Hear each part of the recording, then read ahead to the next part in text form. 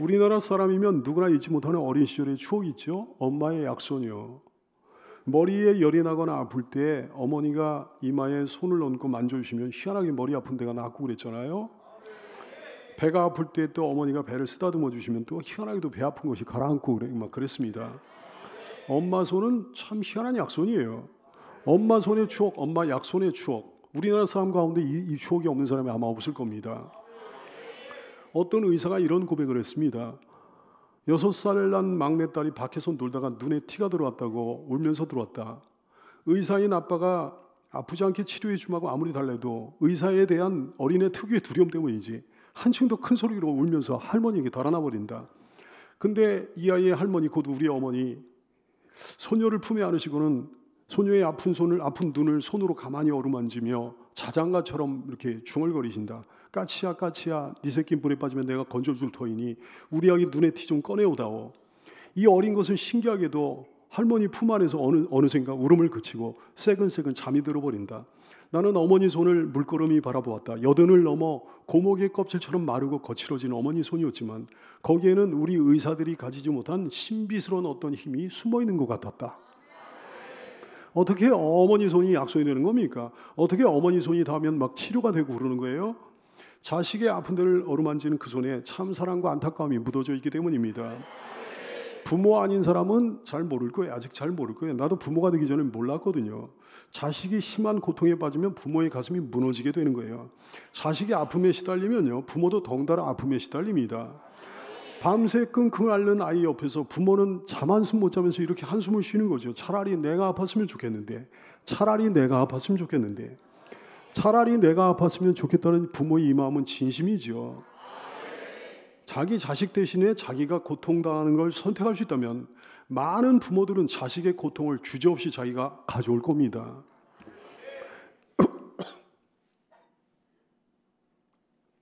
그러니 자식의 아픈 데를 어루만지는 엄마의 그 손에 얼마나 큰 안타까움이 묻어있겠냐 얘기예요. 얼마나 애틋한 사랑이 묻어있겠냐 말씀입니다. 오늘 우리가 읽은 본문은 증언합니다. 사람들이 온갖 병자들을 데리고 예수님께 나오니까 예수님께서 그들에게 일일이 손을 얹어 고쳐주셨다고 증언하고 있습니다. 40절 말씀에 해질 무렵에 사람들이 온갖 병자들을 데리고 나오매 예수께서 일일이 그 위에 손을 얹으사 고치시니 그랬어요. 이 기사는 분명한 한 가지 사실을 말해주고 있습니다. 예수님의 손은 약손이라는 거예요. 약손도 보통 약손이 아닙니다. 완전히 치료되는 약손이에요. 엄마 손이 약손이긴 하지만 완전히 치료되는 약손은 아니잖아요. 그래서 어머니가 이마에 손을 대고 있을 때는 안 아프다가 손을 떼기만 하면 또 아파지는 경우가 많이 있잖아요. 그래서 애가 아플 때 엄마는 다른 일 못하고 아무 일도 못하고 하루 종일 그 옆에 있어줘야 될 경우가 많이 있는 거예요. 주님 손은 다릅니다. 주님 손은 약손이 돼 완전히 치료되는 약손입니다.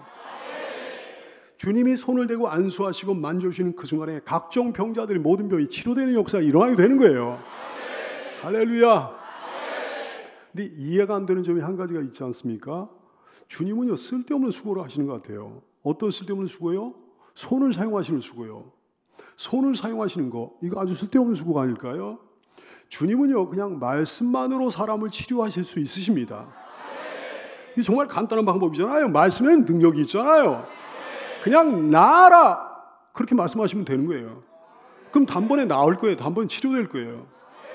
말씀으로 병만 고치시는 게 아닙니다. 말씀으로 죽은 자도 살리십니다. 죽은 지 나흘 되어 이미 썩어가던 나사로를 단지 말씀만으로 살려내셨습니다.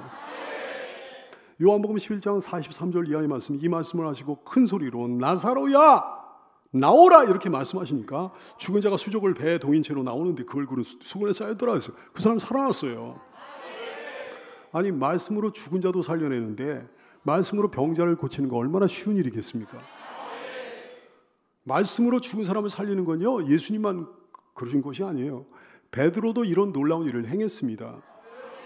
욥바에 다비다라고 하는 신실한 자매가 죽었을 때의 일이었는데요. 사도행전 9장 40절 말씀하죠. 베드로가 사람을 다 내보내고 무릎을 꿇고 기도하고 돌이켜 시체를 향하여 이르되 다비다야 일어나라 그랬더니 눈을 떠가지고 일어났다 그랬어요. 아니 베드로도 말씀만으로 사람을 살렸는데 예수님께 그 일은 얼마나 간단한 일이겠습니까? 말씀으로 죽은 사람도 살려내는데 말씀으로 병든 사람 치료하는 거 얼마나 간단한 일이겠습니까?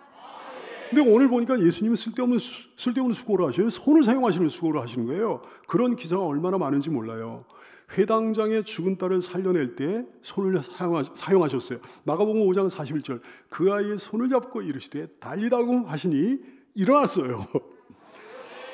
열병에 걸린 베드로의 장모를 치료하실 때도 마찬가지예요. 마가복음 1장 31절 나아가사 그 손을 잡아 일으키셨다 그랬어요. 나병 환자를 살리실 때도 그랬습니다.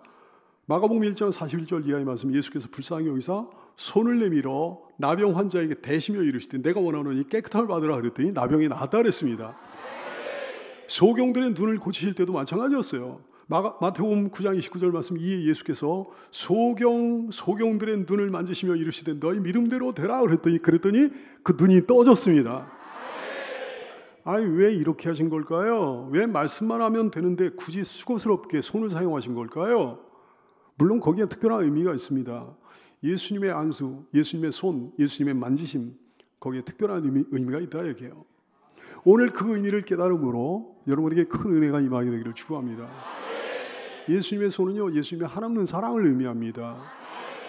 따뜻한 사랑을 의미합니다. 사랑하는 여러분, 손이라고 하는 것에는 사랑이 묻어 있다는 건 여러분 아시는지요? 사람의 손에도 사랑이 묻어 있어요. 사람이 다른 사람과 손을 잡는 건 서로 사랑한다는 걸 의미해요. 손을 꼭 잡고 다닌다는 건 서로 사랑하는 사이라는 걸 의미하는 거죠. 싫어하는 사람과는 손 접촉하는 게 꺼려지는 법입니다. 나와 별 상관없는 사람이 아프다고 그래요. 그러면 모른 척하고 그냥 지나가는 거죠.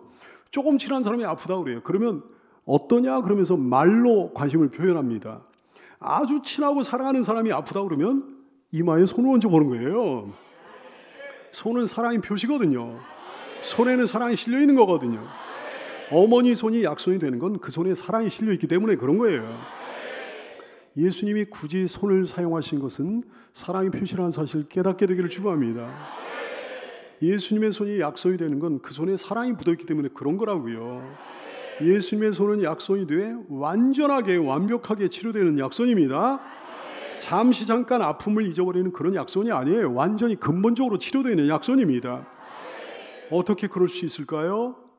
우리를 만지시는 예수님의 그 손에 완전한 사랑이 묻어있기 때문입니다. 어머니 손에도 사랑이 묻어있긴 하지만 그 사랑은 완전한 사랑이 아니에요. 불완전한 사랑입니다. 그래서 어머니의 약손은 완전한 치료를 가져오질 못하는 거예요. 사랑하는 여러분이요, 완전한 치료를 가져오는 예수님의 약손에는 완전한 사랑이 묻어있다는 사실을 깨달아 알게 되기를 축복합니다. 주님은 정말로 여러분 사랑하신다고요. 그 사랑은 조금도 부족함이 없는 완전한 사랑이라고요. 특별히 예수님은 연약한 자들을 사랑하십니다. 주님은 당신이 의사로 세상에 오셨다고 말씀하셨잖아요. 마태복음 9장 12절 말씀 건강한 자에게는 의사가 쓸데없고 병든 자에게는 쓸데있느니라 이렇게 말씀하셨잖아요. 의사로 예수님이 세상에 오셨다는 거는요, 연약한 사람들을 위해, 아픈 사람들을 위해 오셨다는 거예요. 그러므로 주님은 연약한 사람들을 불쌍히 여기십니다. 그들을 위해 세상에 오셨습니다. 연약한 사람, 영육간에 병든 사람, 가난한 사람, 외로운 사람, 지친 사람, 자신감 없는 사람, 억압받고 있는 사람, 처량한 사람, 특별히 마음이 가난한 사람, 마음에 상처가 있는 사람을 위해 예수님 오셨습니다. 주님은 그들을 원하시는 거예요. 그들이 주님께로 찾아오기를 원하시는 거예요. 주님이 직접 그들에게 찾아가기를 원하시는 거예요. 그들이 누굽니까? 주님이 불쌍히 여기신다는 그 연약한 사람들이 누굴까요? 바로 여러분이에요. 여러분에게 연약함이 있잖아요. 아픔이 있잖아요. 진실한 신자라면 인정하지 않을 수가 없는 거죠. 연약함이 있는 거죠. 아픔이 있는 거죠. 연약함이 있기에 아픔이 있기에 주님 앞에 나온 거죠. 연약함이 있기에 아픔이 있기에 주님을 필요로 하는 거죠. 아무 연약함을 느끼지 못하는 사람은, 아무 아픔도 느끼지 못하는 사람은 주님 앞에 나오지는 않습니다. 나와도 그냥 왔다 갔다 하는 거죠. 그냥 왔다 갔다 하는 거죠. 그러므로 어떤 연약함이 있다는 것은, 어떤 아픔이 있다는 것은 부끄러움이 아니에요. 연약함이 있다는 것은, 아픔이 있다는 것은 도리어 자랑거리입니다. 왜냐하면 내가 약할 때 강함을 주시는 주님이시기 때문입니다. 주님은 여러분을 원하십니다. 여러분이 주님 앞에 나오기를 원하십니다. 주께서 여러분에게 찾아가기를 원하십니다. 주님은 여러분에게 손을 내밀어 주십니다. 그 손으로 여러분의 아픈 데를 만져주기를 원하십니다. 육신이 아프면 육신을 만져주기를 원하시고, 마음이 아프면 마음을 만져주기를 원하시고요. 왜? 여러분을 사랑하시니까요. 지극히 사랑하시니까요. 그 사랑을 알고 주님의 손에, 그 주님의 약손에 여러분의 아픈 데를 온전히 내맡기는 성도가 되시기를 축원합니다. 예수님의 손은 사랑을 의미할 뿐만 아니라 또 능력을 의미합니다. 예수님의 손이 닿으면 완전한 치료가 이루어지는 이유는 그 손에 놀라운 능력이 있기 때문에 그런 거예요. 시편 89편 13절 주의 팔에 능력이 있사오며 주의 손은 강하고 주의 오른손은 높이 들리우셨나이다 그랬어요. 신명기 5장 15절 말씀 너는 기억하라 내가 애굽 땅에서 종이 되었더니 내 하나님 여호와가 강한 손과 편팔로 거기서 인도해냈다 그랬어요. 어머니 손에는 사랑이 있지만 능력이 없습니다. 그래서 손을 대고 있을 때는 그 사랑의 힘 때문에 안 아픈 것 같이 느껴졌다가 손을 대기만 하면 또 아파지는 경우가 많아요. 어머니 손은 평범한 손이거든요. 그 손은 자식을 위한 희생으로 잔주름이 들어가는 평범한 손이에요. 그 손을 가진 어머니도 평범한 어머니예요. 하지만 예수님의 손은 결코 평범하지 않습니다. 왜냐하면 그 손의 주인공이 평범하지 않기 때문입니다. 예수님의 손은 특별한 손이에요.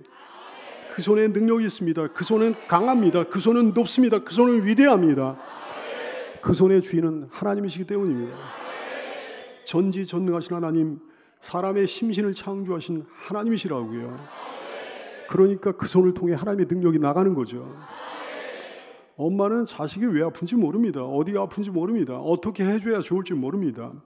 하루는 아기가 울기 시작합니다. 당연히 엄마는 아기를 달래는 거죠. 울음을 안 그치는 거예요. 과자를 줍니다. 그래도 안 그칩니다. 장난감 줍니다. 그래도 안 그칩니다. 엄마는 마침 화를 내면서 아이의 엉덩이를 때리는 거예요. 근데 아기는 더 세차게 울어대는 거지.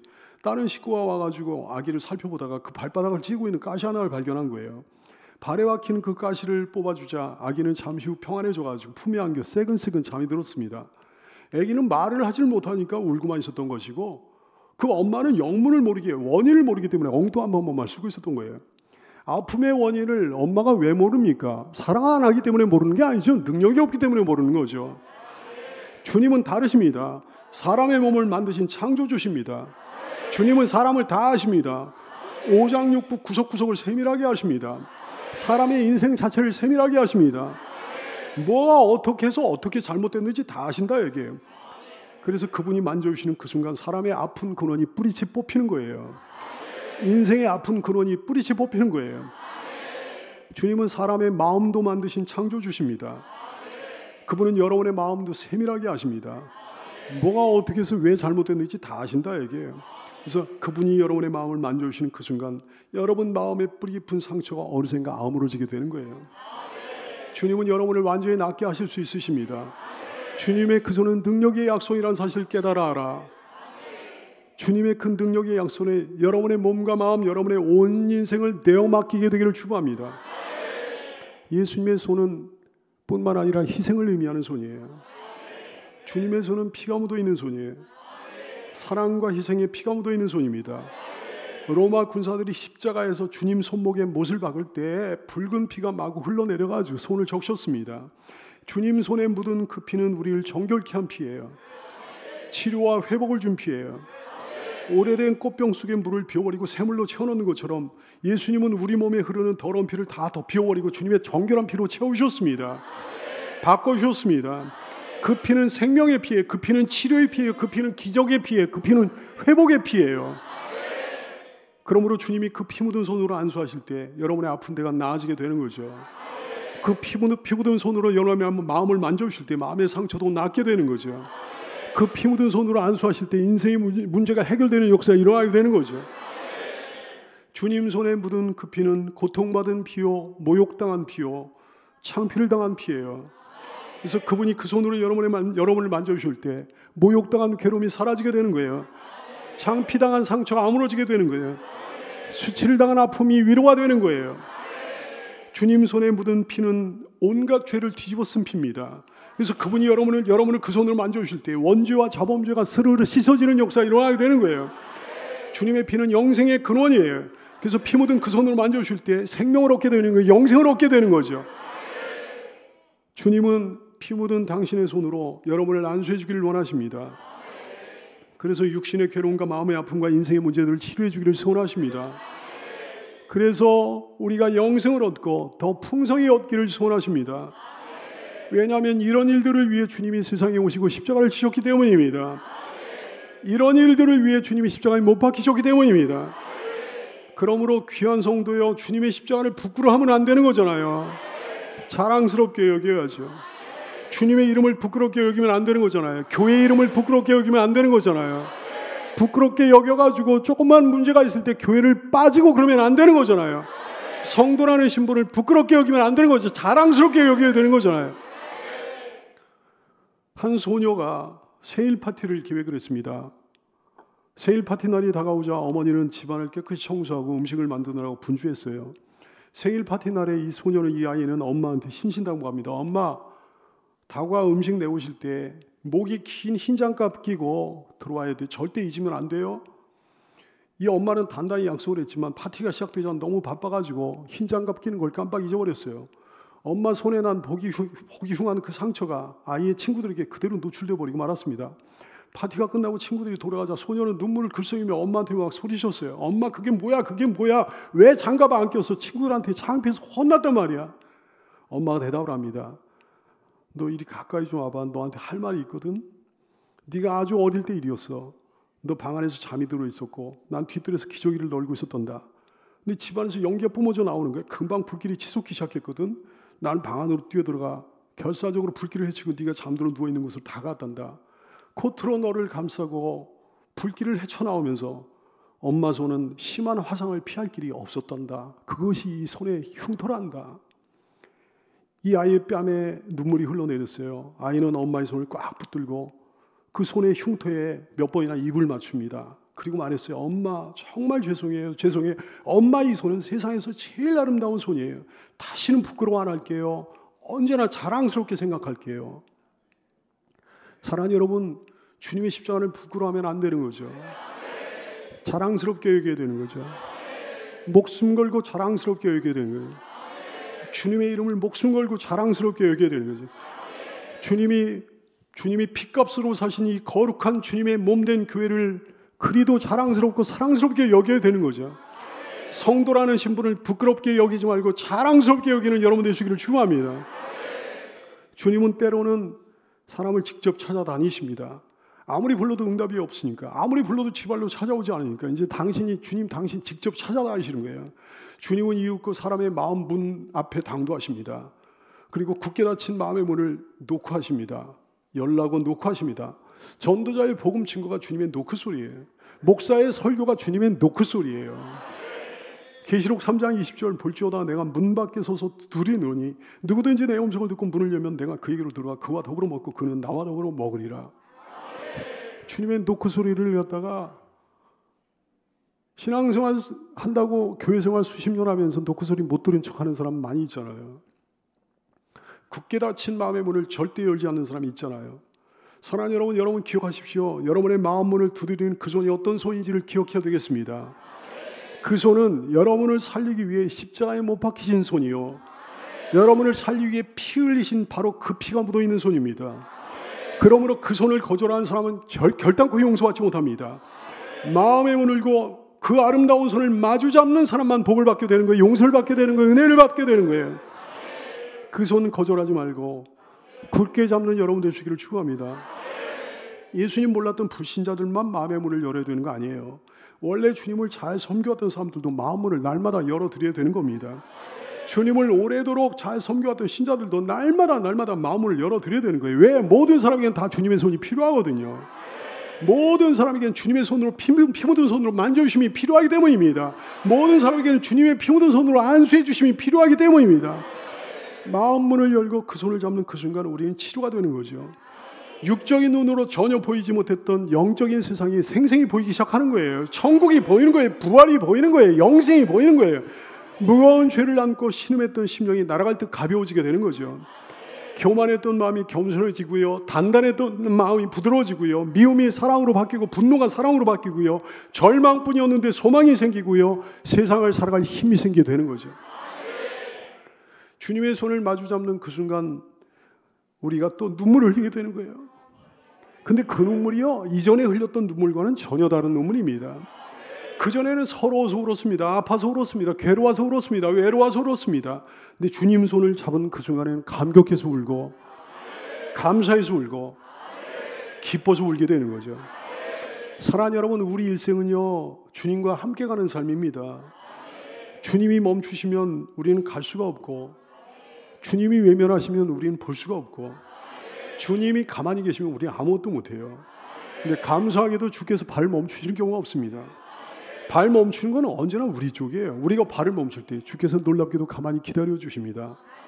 감사하게도 주께서 한눈을 파시는 경우가 없어요. 한눈을 파는 건 언제나 우리 쪽이에요. 감사하게도 우리가 한눈을 팔 때 주께서 가만히 기다려 주십니다. 감사하게도 우리 주께서 손을 놓으시는 경우는 없습니다. 손을 뿌리치는 것, 손을 놓는 것도 언제나 우리 쪽이에요. 우리가 손을 뿌리칠 때도 주님은 안타까운 눈으로 우리를 보시며 가만히 기다려 주십니다. 사랑하는 여러분, 여러분 가운데 혹시 아직도 예수님께 마음의 문을 열지 않은 사람 없습니까? 여러분을 위해 십자가에서 흘리신 그 피 묻은 손으로 애타게 마음 문을 두드리는 주 예수님께 활짝 마음의 문을 열게 되기를 축원합니다. 여러분 가운데 혹시 요즘 들어 주님의 손을 뿌리쳐 놓고 있는 사람 없는지요? 안타깝게 내미는 주님의 손을 다시금 잡게 되기를 축원합니다. 여러분 가운데 지금 넘어져 있는 사람 없습니까? 아프고 위험한 지경에 처해 있는 사람 없습니까? 어떤 수렁수에 빠져 있는 사람 없습니까?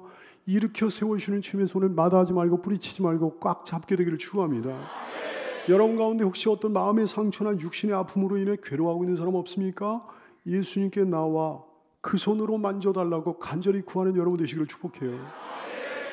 사랑하는 여러분, 인류의 모든 병은요 우연히 생긴 거 없습니다. 주님 손을 다 뿌리쳤기에 생겨진 질병들이에요. 인류와 더불어 지구 생태계도 다 병을 앓고 있습니다. 우리와 우리 주변의 모든 것이 다 병을 앓고 있어요. 사회도, 가정도, 직장도, 학교도, 인간관계 다 병을 앓고 있어요. 나라도 병을 앓고, 한국교회도 병을 앓고 있어요. 가정도 병을 앓고 있고요. 개인도 병을 앓고 있는 거죠. 육신의 병, 마음의 병, 인생의 병 다 주님의 손을 놓아버렸기에 뿌리쳤기에 생긴 병들이죠. 뉴욕에 콜롬비아 프레스비테리안 병원이 있습니다. 이 병원 현관에 이런 말이 새겨져 있습니다. 치유는, 따라서 할까요? 치유는 지극히 높은 분으로부터 온다. 육신의 질병만 얘기하는 게 아니에요. 모든 인간관계, 사회와 단체와 국가의 질병까지도 치유는 오직 한 분으로부터만 나옵니다. 가장 높은 분, 하나님께로부터요. 그분께 등을 돌려가지고 그분께 반항해서 모든 질병이 생겼듯이 모든 치료는 그분께로 방향 전환을 할 때 이루어지게 되는 거예요. 주님은 우리를 치료해 주기를 원하십니다. 우리의 연약한 곳을 만져주기를 원하십니다. 주님은 지금도 우리를 향해 손을 내밀고 계십니다. 사랑하는 여러분, 우리가 그 손을 잡게 되기를 원해요. 그 능력의 약손으로 만져달라고 간구하게 되기를 원해요. 소원합니다. 기도하겠습니다.